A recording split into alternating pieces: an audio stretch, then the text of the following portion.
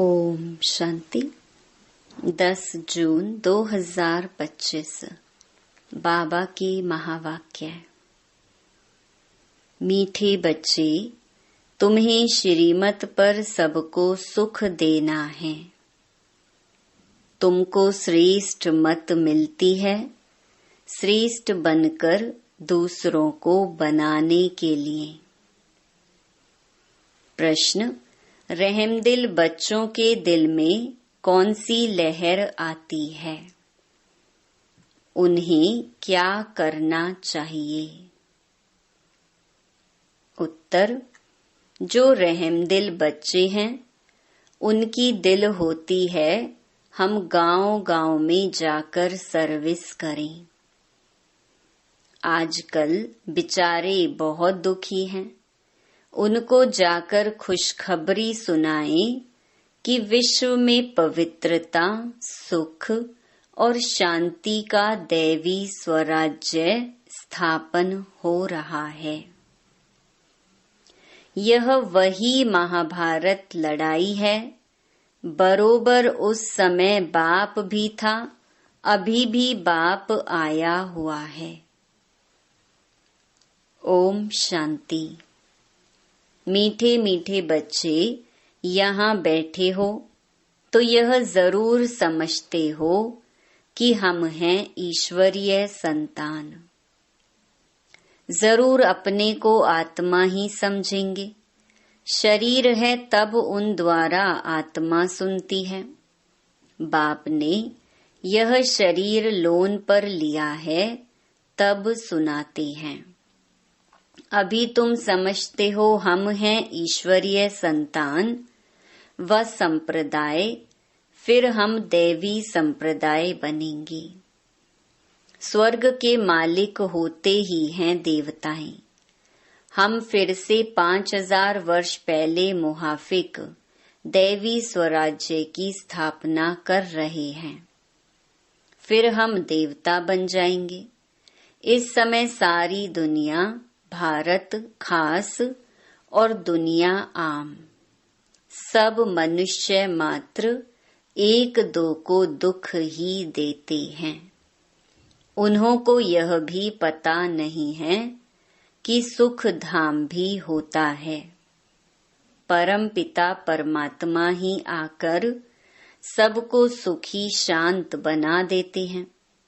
यहाँ तो घर घर में एक दो को दुखी देते हैं। सारे विश्व में दुख ही दुख है। अभी तुम बच्चे जानते हो, बाप हमको 21 जन्मों के लिए सदा सुखी बनाते हैं। कब से दुख शुरू हुआ है, फिर कब पूरा होता है, यह और कोई की बुद्धि में चिंतन नहीं होगा। तुमको ही यह बुद्धि में है कि हम बरोबर ईश्वरीय संप्रदाय थे। यूं तो सारी दुनिया के मनुष्य मात्र ईश्वरीय संप्रदाय हैं। हरेक उनको फादर कह बुलाते हैं। अब बच्चे जानते हैं शिव बाबा हमको श्रीमत दे रहे हैं। श्रीमत मशहूर है। ऊंच ते ऊंच भगवान की ऊंच ते ऊंच मत है। गाया भी जाता है उनकी गतमत न्यारी। शिव बाबा की श्रीमत हमको क्या से क्या बनाती है? स्वर्ग का मालिक। और जो भी मनुष्य मात्र हैं, वह तो नरक का मालिक ही बनाते हैं। अभी तुम हो संगम पर, यह तो निश्चय है ना। निश्चय बुद्धि ही यहाँ आते हैं और समझते हैं बाबा हमको फिर से सुख धाम का मालिक बनाते हैं। हम ही 100% पवित्र गृहस्थ मार्ग वाले थे। यह स्मृति आई है। 84 जन्मों का भी हिसाब है ना। कौन कौन कितने जन्म लेते हैं। जो धर्म बाद में आते हैं, उन्हों के जन्म भी थोड़े होते हैं। तुम बच्चों को अब यह निश्चय रखना है, हम ईश्वरीय औलाद हैं। हमको श्रेष्ठ मत मिलती है सबको श्रेष्ठ बनाने के लिए। हमारा वही बाबा हमको राजयोग सिखलाता है। मनुष्य समझते हैं कि वेद शास्त्र आदि सब भगवान से मिलने के रास्ते हैं, और भगवान कहते हैं इनसे कोई भी मेरे साथ मिलता नहीं है। मैं ही आता हूँ तब तो मेरी जयंती भी मनाते हैं, परंतु कब और किसके शरीर में आता हूँ यह कोई नहीं जानते, सिवाय तुम ब्राह्मणों के। अभी तुम बच्चों को सबको सुख देना है। दुनिया में सब एक दो को दुख देते हैं। वो लोग ये नहीं समझते कि विकार में जाना दुख देना है। अभी तुम जानते हो यह महान दुख है। कुमारी जो पवित्र थी उनको अपवित्र बनाते हैं। नरकवासी बनने के लिए कितना सेरेमनी करते हैं। यहाँ तो ऐसे हंगामे की कोई बात ही नहीं। तुम बड़ा शांति से बैठे हो, सब खुश होते हैं, सारे विश्व को सदा सुखी बनाते हैं। तुम्हारा मान शिव शक्तियों के रूप में है। तुम्हारे आगे लक्ष्मी नारायण का तो कुछ भी मान नहीं। शिव शक्तियों का ही नाम बाला है, क्योंकि जैसे बाप ने सर्विस की है, सबको पवित्र बनाकर सदा सुखी बनाया है, ऐसे तुम भी बाप के मददगार बने हो। इसलिए तुम शक्तियां भारत माताओं की महिमा है। यह लक्ष्मी नारायण तो राजा रानी और प्रजा सब स्वर्गवासी हैं। वह बड़ी बात है क्या? जैसे वह स्वर्गवासी हैं, वैसे यहाँ के राजा रानी सब नरकवासी हैं। ऐसे नरकवासियों को स्वर्गवासी तुम बनाते हो। मनुष्य तो कुछ भी नहीं जानते हैं, बिल्कुल ही तुच्छ बुद्धि है। क्या क्या करते रहते हैं, कितनी लड़ाइयाँ आदि हैं। हर बात में दुखी ही दुखी हैं। सतयुग में हर हालत में सुख ही सुख है। अभी सबको सुख देने के लिए ही बाबा श्रेष्ठ मत देते हैं। गाते भी हैं श्रीमत भगवानो वाच। श्रीमत मनुष्य वाच नहीं है। सतयुग में देवताओं को मत देने की दरकार ही नहीं। यहाँ तुमको श्रीमत मिलती है। बाप के साथ तुम भी गाए जाते हो शिव शक्तियाँ। अभी फिर से वह पाठ प्रैक्टिकल में बज रहा है। अब बाप कहते हैं तुम बच्चों को मनसा वाचा कर्मणा सबको सुख देना है। सबको सुख धाम का रास्ता बताना है। तुम्हारा धंधा ही यह हुआ। शरीर निर्वाह अर्थ पुरुषों को धंधा भी करना होता है। कहते हैं शाम के समय देवताएं परिक्रमा पर निकलते हैं। अब देवताएं यहाँ कहाँ से आई? परंतु इस समय को शुद्ध कहते हैं। इस टाइम पर सबको फुर्सत भी मिलती है। तुम बच्चों को चलते फिरते उठते बैठते याद करना है। बस कोई देहधारी की चाकरी आदि नहीं करनी है। बाप का तो गायन है द्रौपदी के पांव दबाए। इसका भी अर्थ नहीं समझते हैं। स्थूल में पांव दबाने की बात नहीं है। बाबा के पास बुढ़िया आदि बहुत आती हैं।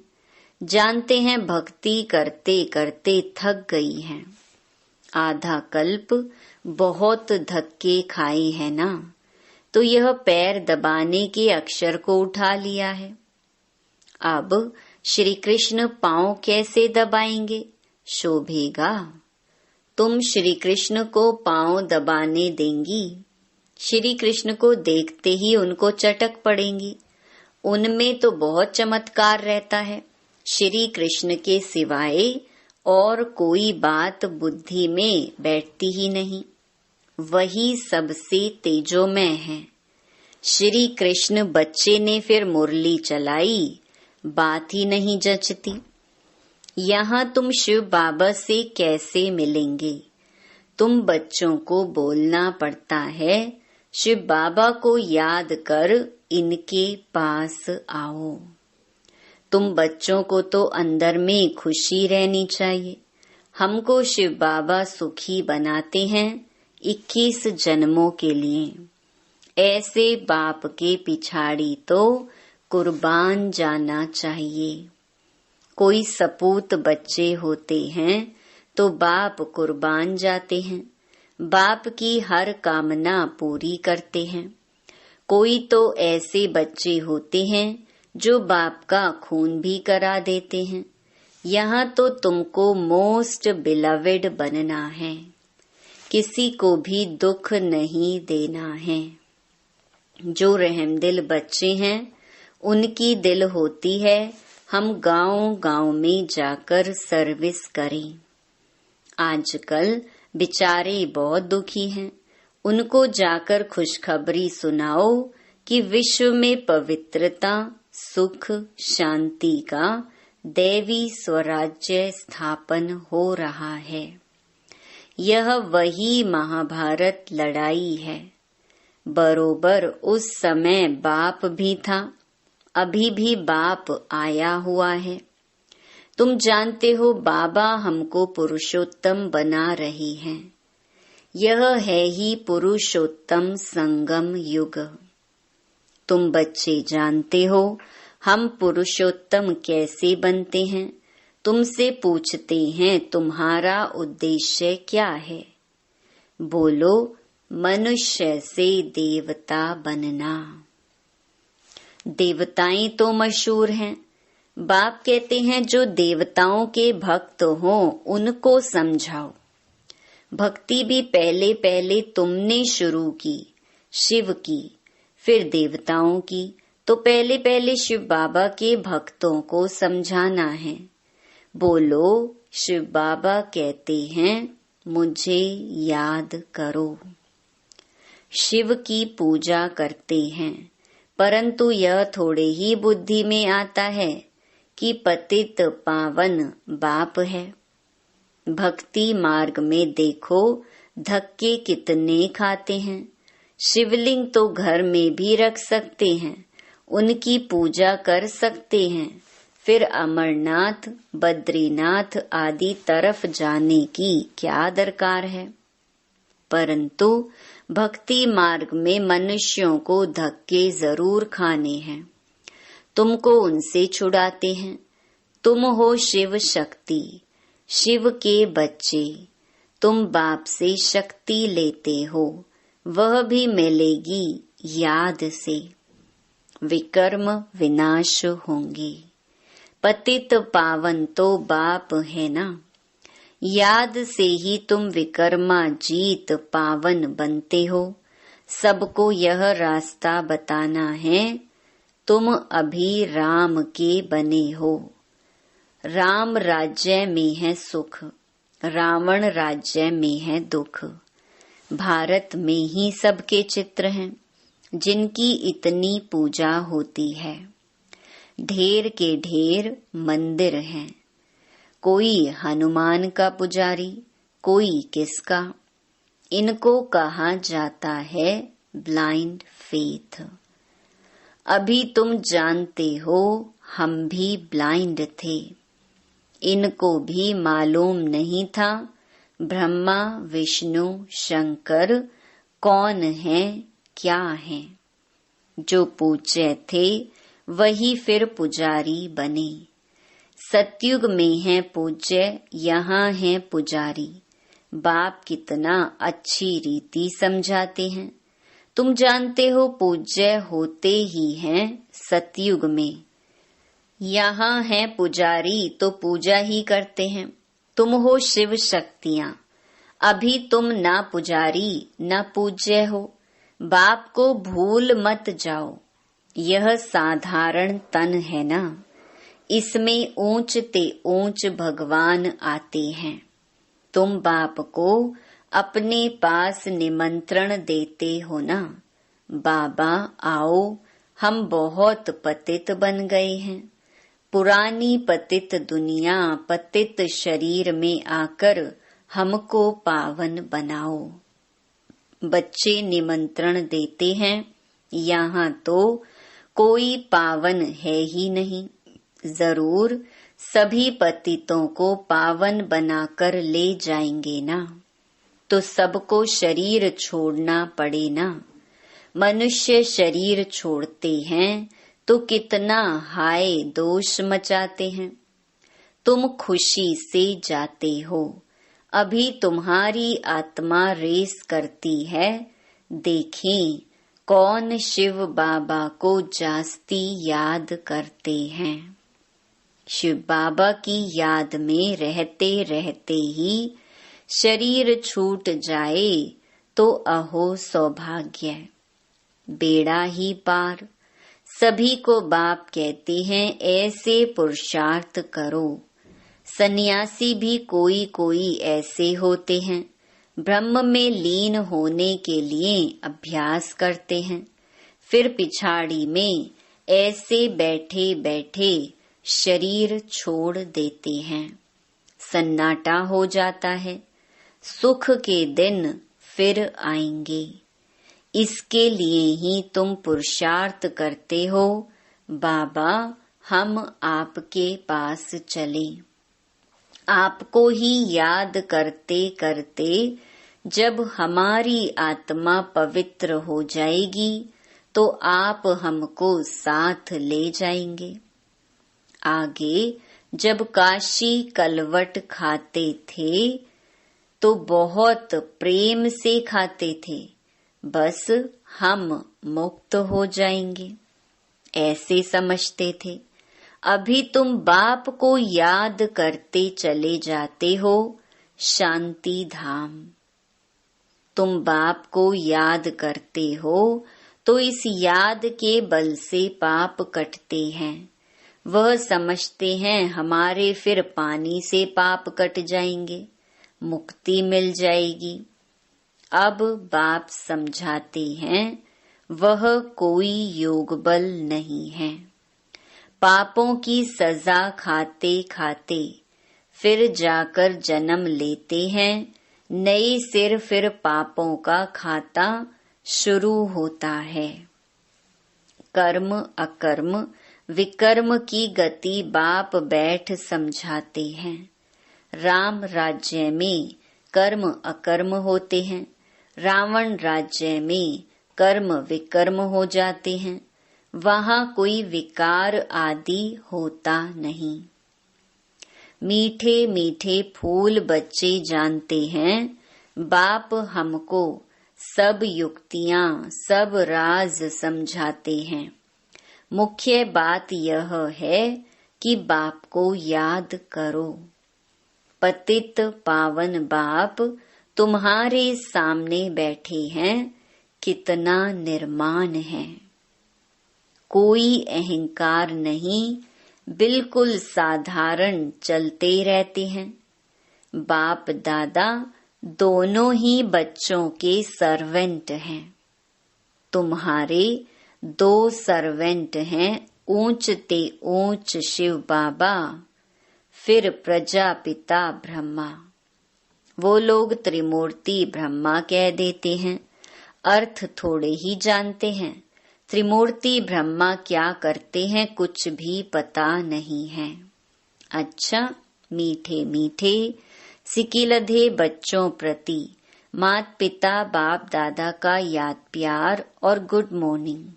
रूहानी बाप की रूहानी बच्चों को नमस्ते।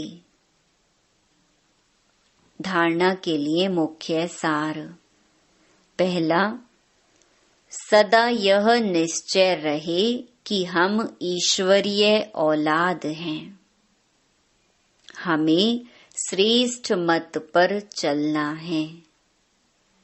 किसी को भी दुख नहीं देना है, सबको सुख का रास्ता बताना है। दूसरा, सपूत बच्चा बन बाप पर कुर्बान जाना है। बाप की हर कामना पूरी करनी है। जैसे बाप दादा निर्माण और निरहंकारी हैं, ऐसे बाप समान बनना है। वरदान, स्व उन्नति द्वारा सेवा में उन्नति करने वाले सच्चे सेवाधारी भव। स्व उन्नति सेवा की उन्नति का विशेष आधार है। स्व उन्नति कम है तो सेवा भी कम है। सिर्फ किसी को मुख से परिचय देना ही सेवा नहीं है, लेकिन हर कर्म द्वारा श्रेष्ठ कर्म की प्रेरणा देना, यह भी सेवा है। जो मनसा वाचा कर्मणा सदा सेवा में तत्पर रहते हैं, उन्हें सेवा द्वारा श्रेष्ठ भाग्य का अनुभव होता है। जितनी सेवा करते उतना स्वयं भी आगे बढ़ते हैं। अपने श्रेष्ठ कर्म द्वारा सेवा करने वाले सदा प्रत्यक्ष फल प्राप्त करते रहते हैं। स्लोगन, समीप आने के लिए सोचना, बोलना और करना समान बनाओ। अव्यक्त इशारे, आत्मिक स्थिति में रहने का अभ्यास करो, अंतर्मुखी बनो। एकाग्रता का आधार अंतर्मुखता है। अंतर्मुखता में रहने से सूक्ष्म शक्ति की लीलाएं अनुभव करेंगे। आत्मिक स्थिति में रह आत्माओं का आवाहन करना, आत्माओं से रूह रिहान करना, आत्माओं के संस्कार स्वभाव को परिवर्तन करना, आत्माओं का बाप से कनेक्शन जुड़वाना, ऐसे रूहानी लीला का अनुभव होगा। अच्छा, ओम शांति। तुम सा नहीं है कोई, इतना हसीन बाबा। तुम सा नहीं है कोई, इतना हसीन बाबा।